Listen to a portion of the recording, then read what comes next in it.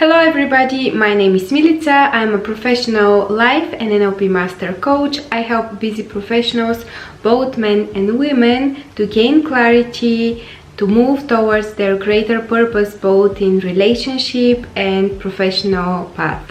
If not yet, please subscribe for my channel and like this video. This helps tremendously to the channel and more people to be able to reach out to my videos and to learn important messages which maybe they need right now in their life. Also shows that you support me and my work. Subscribing for the channel and like this video is free for now, so please do the extra effort the same way you click on this video and you watch the free content. Click and like the video and subscribe to the channel. For those of you who are looking for individual approach, you can also support me via buy me a coffee. The link will be down in the description box. You can go ahead and buy a supporter package, which is $5 per month, and you will gain free access to all of my messages. Some of them are not posted anywhere in the social media platforms. Also, you will gain early access to YouTube videos. You'll be able to watch the new upcoming YouTube videos early on, and in addition of that, you also can send me a message via buy me a coffee. Ask whatever you want to ask. Maybe it's something about me, maybe something about you. Without further ado guys, let's jump into today's content, which is top 3 types women you should ignore, you should avoid if you want to maintain long, happily ever after relationship dynamic. They say that when a man loves truly, he acts like a child, and when a woman loves truly, she acts like a mother. I'm not sure is this right or not. I have few thoughts that maybe it is right, but we have to live, we have to experience in order to say actually it is the right or not. Many really try to understand the woman, but in general the woman is still an enigma for most of the men in the world today. It will be very helpful to the men and also for the world in general if we as women open up a little bit more, be a little bit more clear in order what we want in the relationship, but in a manner which is kind, smooth, and brings clarity to the men without dropping subtle hits and make the men feel unappreciated. The first type you should avoid if you're looking for long-lasting, happily ever after relationship with a woman is the narcissistic kind of a woman. This one is maybe one of the most important. You can never work out a relationship with a narcissistic woman. Those kind of women are extremely self-centered, in a mean, in a toxic way, extreme self-involved to the point where they avoid the needs of other people around them. While everybody from time to time show up narcissistic behavior, we're humans, we learn from our mistakes. What is the most important when we're looking for a stable partner in the face of a woman is really to observe the level of her desire to be able to put herself in your shoes and to feel what you feel.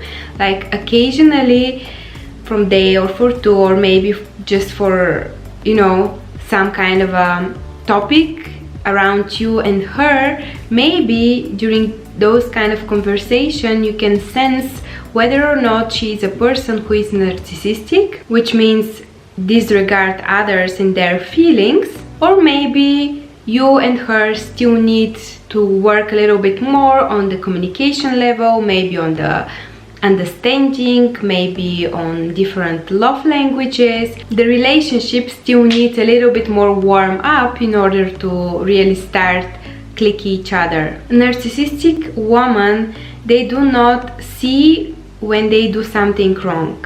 With other words said, they do not see the effect of their behavior on other people.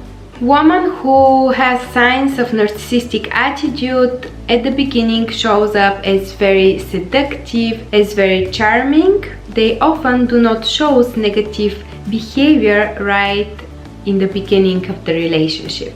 Women who shows narcissistic attitude often like to be with a man with low self-esteem, because those kind of men suffer from self-esteem, and this is a wonderful toxic pattern for a narcissistic woman to feed herself, to feed her ego, because she knows that this man has issue on himself, and she knows that he's not going to go anywhere, he's not going to leave her, because anyways he believes that he doesn't deserve any better. The narcissistic woman with such guy, she's like kind of celebrating the victory, because she knows that he has to work on himself.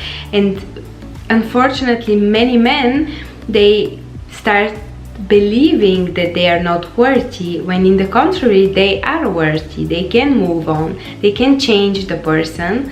But here it comes the point and the strength of the man. Do you want, like if you are a man, do you want really to change? And if you change, there will be kind of a chain of events, and you have to take the responsibilities of your change. But on the other side, you will be able to live life which will be free of somebody else's imitation of love. Narcissistic women build their relationships around reinforcing the idea that they're center of attention. This way, they make the men feel very down, very less. In a way, they play with your mind, so you can not be able to see the bigger picture and what you can actually experience from a healthy relationship with a healthy person. Basically, the life with narcissistic woman is very superficial, very toxic, very arguing. There is a fight, there is a very strange kind of lust. It's not even love, because if you love somebody, you will be able to speak with them calmly and normally. You're not going to want to obey them. The second type of a woman you want to avoid, you want to ignore, you don't want to have anything with those kind of women, is the controlling and demanding one. If you see that they are controlling, this should be a huge red alert that you have to move on, because you as a person, you as an individual has to have your own time spending with yourself or even with your friends. The relationship with a healthy woman should feel like freedom. Of course, we all should have responsibilities because we are mature and we know what is right and what is wrong in a relationship, right? For example, for me, cheating is not right? For me, like lying is not right, but maybe for others, cheating and lying, it's just a normal day-to-day life, right? So this is very important first for you to be able to create a conversation within yourself and really to understand what is right and what is wrong for you. And if somebody taking from your time always wants to be like sticking together everywhere, this means that this person suffer from attachment issues, like they need somebody, they do not want you, they do not love you, they need you because there is a hidden agenda behind these needs. You should always have a say when picking up a restaurant, when building a home, when picking up holidays. With the time when you create family and when you have kids, you also have to be actively part of the bringing of the children, and those kind of stuff, they have to be communicated.